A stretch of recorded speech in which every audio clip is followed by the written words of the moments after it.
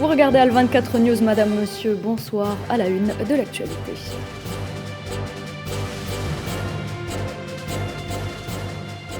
Au lendemain du retrait total des forces françaises du Mali, les autorités maliennes accusent la France de fournir des informations et des armes aux terroristes dans la région.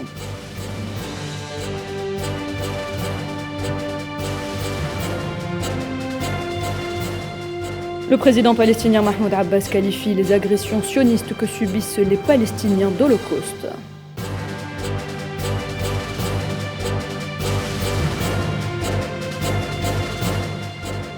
« 24 heures après ses propos incendiaires, Ahmed Raïsouni, président de l'Union internationale des savants musulmans, récidive et s'attaque une fois de plus à l'Algérie et à la Mauritanie. Une provocation condamnée par le ministère algérien des Affaires religieuses et des Waqf.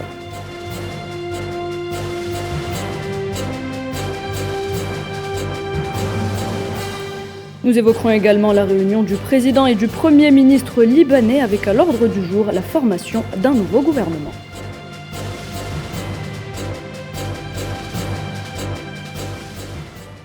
Le bras de fer entre la France et le Mali s'intensifie. Le ministre des Affaires étrangères du Mali, Abdoulaye Diop, a écrit au Conseil de sécurité des Nations Unies afin de réclamer une réunion d'urgence sur la situation dans son pays.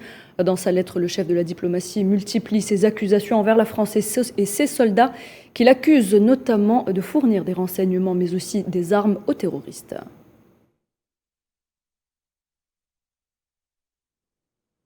Et pour plus de précisions sur le sujet, nous avons justement en direct avec nous depuis Bamako le journaliste malien Mahaman Alpha Cissé. Bonsoir monsieur. Bonsoir madame. Alors monsieur Cissé, l'information du jour, c'est cette annonce qui a été faite par Abdoulaye Diop, le ministre malien des Affaires étrangères. Le bras de fer entre Bamako et Paris va donc vraisemblablement se poursuivre à New York, au siège des Nations Unies plus exactement. Le Mali affirme détenir des preuves d'un soutien de Paris au groupe terroriste malien. Quelles preuves, justement, peuvent motiver ce genre de décision, M. Cissé? Alors, vous n'êtes pas sans savoir que depuis 24 heures, sinon 48 heures, la France a annoncé quand même le départ définitif du Mali. Alors, c'est l'occasion pour aussi montrer qu'au-delà de son départ sur le territoire national malien, la France avait quand même été soupçonnée de mener des activités qui n'ont rien à voir avec les activités conventionnelles qui étaient prévues dans le... Donc, la lettre du ministre des Affaires étrangères qui explicite les différentes violations commises par les forces françaises sur le territoire malien est suffisamment... je dis suffisamment fourni pour comprendre la gravité de la situation sur le terrain. Alors, maintenant, il reste au Conseil de sécurité des Nations Unies de poursuivre les enquêtes et de dire véritablement les vraiment à l'accord entre le Mali et la France, qui a permis à la France de faire son territoire de prédilection. Alors, donc, la décision de contacter, de parler avec les Nations Unies, de porter l'affaire aux Nations Unies et s'allier ici avec honneur, mais surtout avec gravité, que les Maliens, depuis longtemps, commencent à douter quand même de l'apport dans la lutte contre le terrorisme, alors que la France est lutte contre le terrorisme, l'activité terroriste est la plus récurrente dans notre pays. Monsieur Cissé, après le départ de la force Barkhane du Mali, les rotations des groupes de maintien de la paix ont repris après une suspension d'un mois. Environ 400 soldats sénégalais devraient aussi bientôt effectuer leur rotation, des rotations qui sont suspendues par le gouvernement malien depuis le 14 juillet dernier, on le rappelle, soit 4 jours après l'arrestation des 49 soldats ivoiriens qualifiés de mercenaires par Bamako. Quel est votre commentaire sur ce retour des rotations? Ce qu'il faut dire, c'est que le Mali a un pays d'honneur. Un pays d'honneur qui, chaque fois que l'Alliance décide de faire quelque chose, il le fera avec honneur. Ce qui s'est passé, les Maliens ont demandé à ce que l'amicement se conforme aux exigences du pays d'accueil. Donc aujourd'hui, les rotations sont effectives et que partent dans les meilleures conditions est affaiblie et qu'il faut désormais faire en sorte que la situation soit ainsi. Parce que désormais, le Mali est décidé à imposer ces règles, ces conditions pour que la mission des Nations Unies puisse le respecter et pour qu'on ne puisse pas connaître les mêmes problèmes que nous avons connus récemment. Merci beaucoup, Monsieur Mahaman Alpha Cissé. Merci d'avoir accepté de répondre à nos questions. Je rappelle que vous êtes journaliste malien. Et donc, comme prévu, l'armée française a achevé son retrait du Mali lundi, un point final à une intervention qui aura duré 9 ans et qui, en conclusion, n'aura pas atteint les objectifs escomptés en matière de lutte antiterroriste. Retour sur ce retrait et sur les différentes réactions qu'il a suscitées avec Inès Lourey. Le départ des forces Barkhane du Mali. Les militants nationalistes de Yerévolo s'en félicitent. C'est en effet le fruit d'années de lutte acharnée des Maliens pour mettre un terme à ce qu'ils appellent la force d'occupation Barkhane sur leur territoire. Ils évoquent entre autres l'échec de cette opération dans la lutte contre le terrorisme et précisent qu'ils ne sont animés par aucun sentiment anti-français. Ils restent cependant vigilants quant à l'évolution de la situation, évoquant la présence des forces françaises au Niger. Thomas Sankara était un savant. Quand il disait « seule la lutte libère ». Et aujourd'hui, après 9 ans de lutte acharnée, Barkhane est dehors. Il faut que l'aménagement s'en suive. Avant l'arrivée de Barkhane, le terrorisme se limitait dans les 3 régions nord du Mali. Mais aujourd'hui, les terroristes sont arrivés jusqu'à Bamako. L'arrivée de l'opération Barkhane, au lieu d'être une solution, a aggravé la situation. Elle a lamentablement échoué dans la lutte contre le terrorisme. Donc c'est très logique que le peuple malien se mobilise pour demander le départ de cette force d'occupation. Mais ça n'a rien de haine, de sentiments anti-français, rien de cela. Rappelons que le dernier soldat français a quitté le sol malien lundi. Après des mois de négociations entre Paris et Bamako, la force Barkhane a désormais une nouvelle terre d'accueil, un redéploiement au Niger au nom de la guerre contre le terrorisme au Sahel. Et après le Mali, c'est le Niger qui demande un retrait des forces françaises. Une quinzaine d'organisations de la société civile a lancé un mouvement dénommé M62. Ce mouvement qui se veut une union sacrée pour la sauvegarde de la souveraineté et de la dignité du peuple demande le départ de l'armée française du Niger. Pour se faire entendre, une manifestation a été organisée aujourd'hui. Et pendant ce temps, le Tchad et le Soudan signent un pacte de non-agression pour tenter de mettre fin au conflit les opposant depuis 5 années.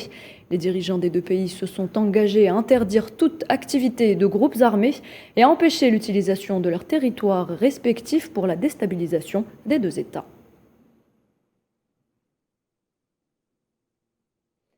Les forces de l'occupation sionistes ont lancé tôt ce matin une vaste campagne d'arrestation dans différentes régions de la Cisjordanie occupée, des arrestations qui interviennent au lendemain de la visite à Berlin, en Allemagne, du président palestinien, Mahmoud Abbas, qui a qualifié les agressions sionistes que subissent les Palestiniens depuis 1947 d'Holocauste. Naïla Hamouda. Les arrestations arbitraires, la dévastation des maisons et l'intimidation des habitants sont devenues une routine pour les citoyens palestiniens. Ils souffrent quotidiennement des attaques et des exactions des forces d'occupation sionistes. Ces derniers ont lancé une vaste campagne d'arrestation dans différentes régions de la Cisjordanie occupée. 22 Palestiniens ont été arrêtés à Beit Lahm et 12 autres dans la ville de Yabad, au sud-ouest de Jenin, dont des prisonniers libérés. Cela est survenu lors du déclenchement des affrontements au cours desquels les forces d'occupation ont tiré des grenades assourdissantes et des gaz lacrymogènes, provoquant des dizaines de cas d'étouffement. Pas plus tard qu'hier, Mahmoud Abbas, le président palestinien, s'est rendu en Allemagne. Lors d'une conférence de presse aux côtés du chancelier allemand Olaf Scholz, Abbas a déclaré que l'entité sioniste avait commis 50 holocaustes contre le peuple palestinien depuis 1947. Depuis 1947 à ce jour, le colon sioniste a commis 50 holocaustes dans 50 villes palestiniennes. Il y a chaque jour des morts aux mains de l'armée sioniste. Notre demande est la suivante. Nous voulons la paix, nous voulons la sécurité, nous voulons la stabilité. Si nous voulons déterrer le passé, faisons-le. Olaf Scholz a vite été critiqué pour ne pas avoir réagi immédiatement aux révélations de Mahmoud Abbas. Dans un tweet, le chancelier allemand s'est dit choqué de ces déclarations. Pour le président palestinien Mahmoud Abbas, la solution à 2 États est la seule issue. Il déplore la violence et la terreur exercées contre son peuple et dans d'autres régions du monde.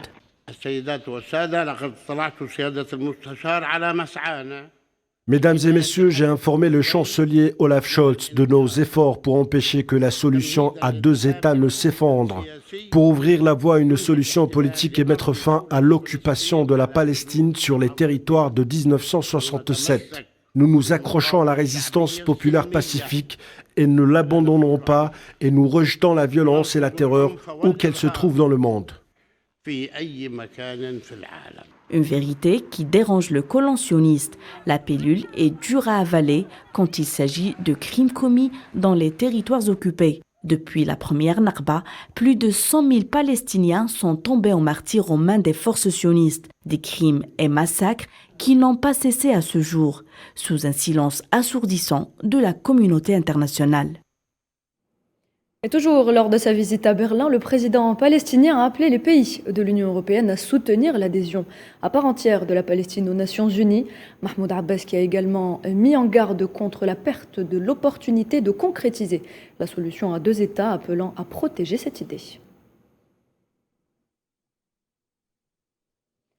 Nous le disions en titre 24 heures après ses propos incendiaires, Ahmed Raïsouni, président de l'Union internationale des savants musulmans, récidive et il s'attaque cette fois-ci, une fois de plus, à l'Algérie et à la Mauritanie. Kheldin Batache.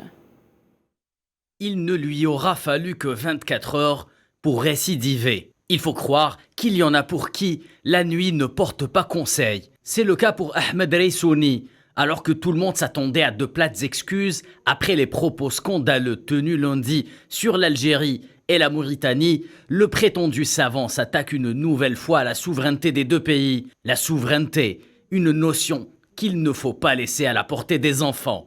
Dans un simulacre de communiqué explicatif publié ce jeudi sur le site de l'Union internationale des savants musulmans, organisation dont il est le président, Raïsouni persiste et signe.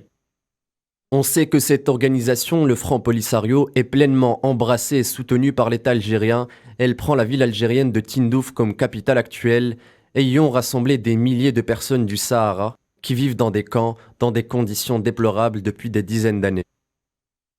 Pour cette raison, j'ai appelé à permettre aux érudits et prédicateurs marocains et à tous les Marocains de traverser la ville de Tindouf et ses camps pour communiquer, dialoguer et comprendre avec leurs frères marocains sahraouis qui y sont détenus sur l'unité et fraternité qui nous unit et sur l'absurdité du projet séparatiste pour lequel se bat le Front Polisario, soutenu et dirigé par l'armée algérienne. À défaut de repentance et de baume sur le corps, c'est donc de l'huile sur le feu que Raïsouni verse. À travers ses propos réitérés de discorde et de haine, le prédicateur marocain n'hésite pas à verser dans un révisionnisme de l'histoire de la région et de ses peuples aux conséquences potentiellement désastreuses sur la stabilité, en faisant fi des liens de fraternité qui les unissent. Une fraternité plus que jamais menacée par les projets expansionnistes auxquels le régime du Merzen et ses nouveaux alliés ne semblent pas renoncer. Si les mots ne sont pas les mêmes, la perfidie des intentions malsaines relayées par les propos de Raïsouni ne laisse aucun doute sur la nature belliqueuse de la position qu'il prône vis-à-vis de l'Algérie et de son indéfectible soutien au peuple sahraoui et à ses aspirations d'autodétermination.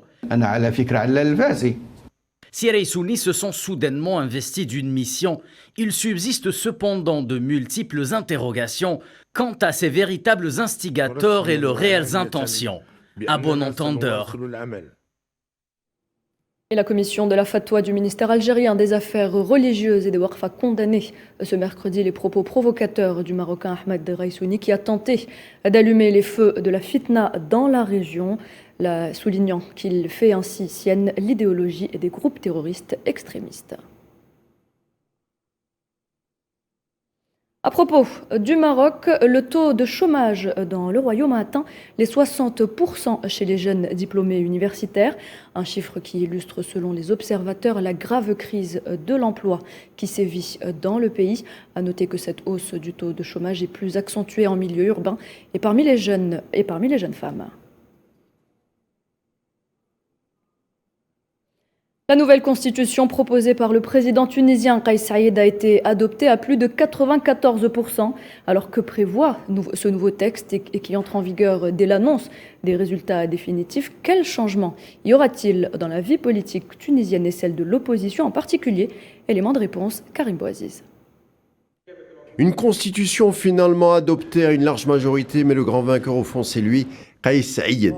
La nouvelle loi fondamentale renforcerait les prérogatives du chef de l'État, approuvée à plus de 2,6 millions de personnes. Le taux de participation est resté tout de même limité à plus de 30%, mais la victoire du président est totale, il faut le dire. Et justement, ce qui fait craindre, au-delà du groupe de l'opposition politique, et ce depuis un an, est le régime d'hyper-présidentialité, de dictature diront les mauvaises langues, dont s'arrangeraient tous les pouvoirs saïd prévus par le nouveau texte constitutionnel. Mauvaise langue, mais pas que. La nouvelle constitution est clairement en rupture avec celle en vigueur de 2014 qui limitait justement volontairement les pouvoirs du chef de l'État.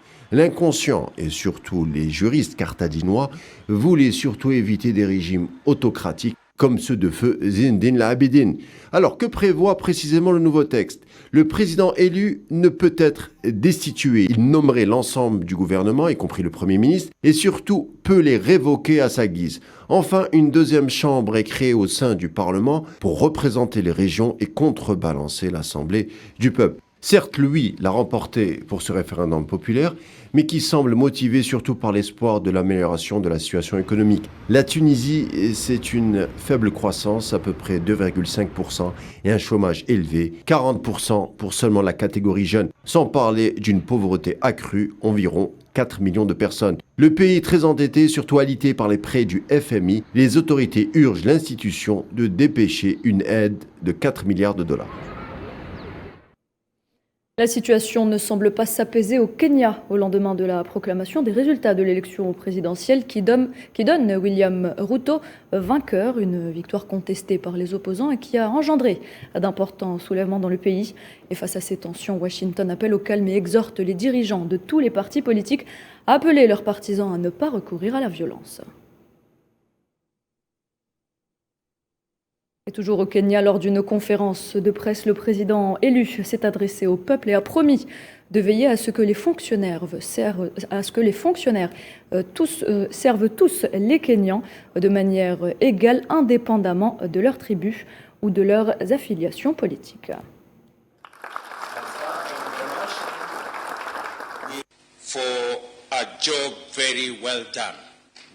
Pour un travail très bien fait, nous avons gagné ces élections contre toute attente. Nous remercions Dieu que cela ait été possible. Nous sommes très fiers des Kenyans. Je veux dire au peuple kényan que nous sommes en train de retrouver notre pays démocratique et que tout le monde peut parler à tout le monde de tout, de la manière qu'il veut, et que personne ne les victimisera. On reste en Afrique pour évoquer l'ouverture aujourd'hui à Kinshasa du 42e sommet des chefs d'État et de gouvernement de la communauté de développement de l'Afrique australe. Au cours de ces assises, le chef de l'État congolais sera consacré président de cette organisation sous-régionale pour l'exercice 2022-2023. Ce sommet de 2 jours est placé sous le thème « Promouvoir l'industrialisation par le biais de l'agro-industrie, de l'enrichissement des minéraux et des chaînes de valeur régionales pour une croissance économique résiliente ». Les principaux responsables politiques en Irak se sont engagés mercredi à œuvrer à une feuille de route pour tenter de sortir le pays de l'impasse lors d'une réunion boudée par l'incontournable leader chiite Muqtada Sadr. Dans un communiqué publié à l'issue de cette réunion convoquée à l'initiative du Premier ministre, ils ont d'ailleurs invité le courant sadriste à s'engager dans le dialogue national qu'ils se sont accordés à poursuivre afin d'élaborer une feuille de route constitutionnelle pour remédier à la crise actuelle sans donner de plus amples détails. Et dans un Liban où persiste la crise, le président Michel Aoun et le premier ministre Najib Mikati se sont réunis ce mercredi pour discuter de la formation d'un nouveau gouvernement, un exécutif qui peine à voir le jour malgré les diverses tractations. Safwan Ben Sabri. Le Liban s'enlise dans la crise. Ce mercredi a eu lieu une rencontre entre le premier ministre libanais Najib Mikati et le président en exercice Michel Aoun. La réunion entre les deux hommes, bien qu'elle fût brève, a eu pour principal sujet la formation d'un nouveau gouvernement. Le 29 juin, j'ai soumis au président un projet de formation d'un nouveau gouvernement et nous avons eu aujourd'hui une discussion concernant le projet proposé et les discussions se poursuivront. Je peux dire que nous avons des points de vue similaires. Cette rencontre revêt en réalité une importance capitale pour un Liban au bord du précipice.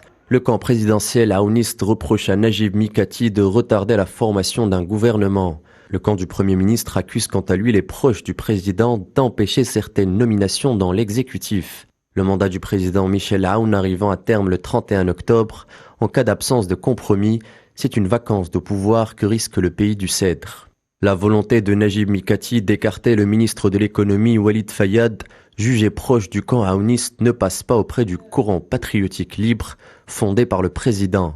Ce même ministre de l'économie avait été pris à partie par des Libanais en colère, une séquence qui en dit long sur la période de troubles que traverse le pays. En outre, le gouvernement et le président libanais sont cités par la presse libanaise dans un scandale de vente de passeports libanais pour une somme allant de 50 000 à 100 000 euros, accusation que le gouvernement a démentie dans un communiqué. Toujours est-il que Najib Mikati, surnommé par certains comme l'homme de la dernière chance, peine à trouver la voie pour sortir le pays de l'impasse.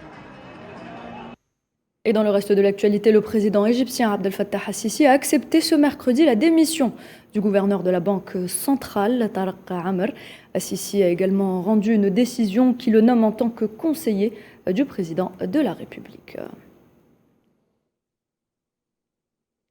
Et après des mois de difficiles négociations pour relancer l'accord sur le nucléaire iranien, les États-Unis annoncent étudier aux côtés de l'Union européenne la réponse de Téhéran au texte final proposé donc par l'UE, une étape cruciale sur laquelle est justement revenu Ned Price, porte-parole du département d'État américain.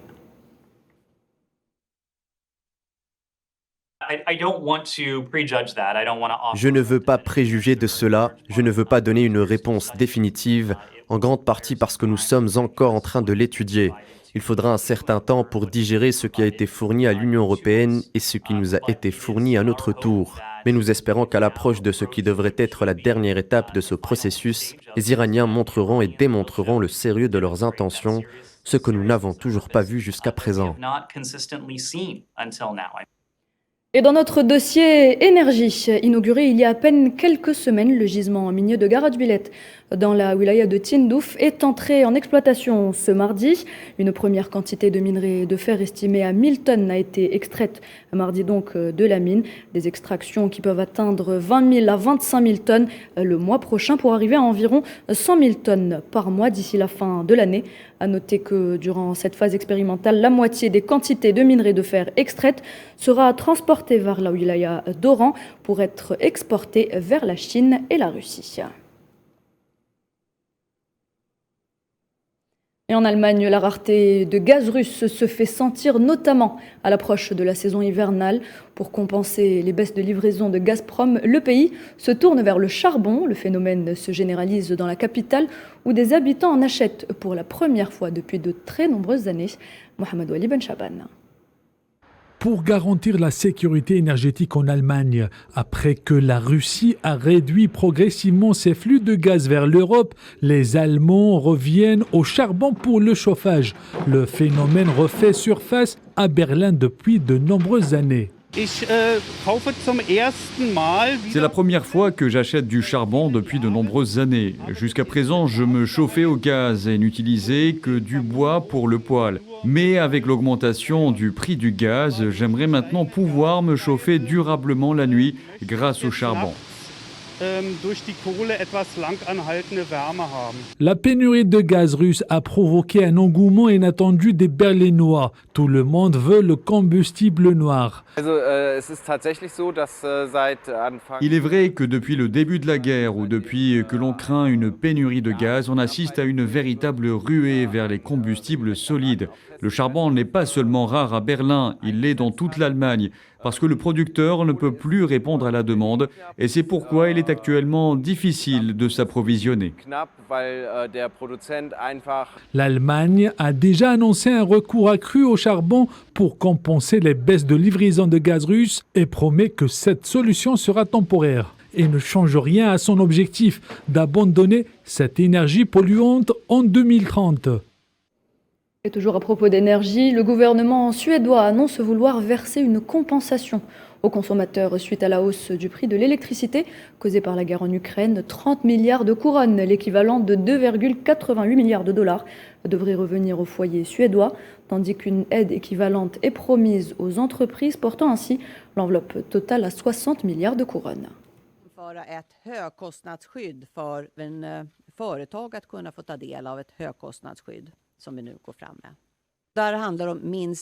Il s'agit d'au moins 30 milliards sous forme de remboursement pour les foyers et cela se fera aussi vite qu'il est possible de le faire en pratique. Les prix en hausse affectent aussi bien évidemment les finances de beaucoup de familles suédoises. Les propriétaires de maisons et les gérants d'entreprises angoissent quand ils pensent à la facture d'électricité à l'approche de l'hiver. Les retraités et les familles avec des enfants se demandent comment ils vont joindre les deux bouts. Et depuis l'hiver dernier, les prix ont continué à fluctuer et ils ont à plusieurs reprises été très élevés. On l'a vu par exemple pendant l'été. Et vous le savez, l'été est synonyme de feux de forêt. En Algérie, le président de la République présente ses condoléances suite aux incendies ayant touché plusieurs régions du pays, notamment à l'est et au centre du pays. Abdelmadjid Tebboune souhaite un prompt rétablissement aux blessés. Le chef de l'État algérien les assure du soutien de l'État et de ses institutions. Tous les moyens humains et matériels sont mobilisés pour venir à bout des feux de forêt et pour la prise en charge des sinistrés, assure le président Tebboune. Et en Espagne, on parle toujours de feux de forêt. Les flammes ont ravagé plus de 700 hectares de végétation dans la région de Valence. Les pompiers et les unités d'urgence espagnoles continuent de lutter contre un incendie hors de contrôle dans la zone de Béris. Un incendie qui a forcé les habitants de certains petits villages à quitter leur domicile. Aux États-Unis, plusieurs médias ont annoncé mardi la défaite de la principale opposante républicaine à Donald Trump lors de la primaire du parti dans le Wyoming, Liz Cheney, qui s'engage à tout faire pour que l'ancien président n'accède plus jamais à la Maison-Blanche. La parlementaire de 56 ans est l'une des principales bêtes noires du milliardaire depuis qu'elle a osé rejoindre la commission parlementaire enquêtant sur son rôle dans l'assaut du Capitole le 6 janvier 2021.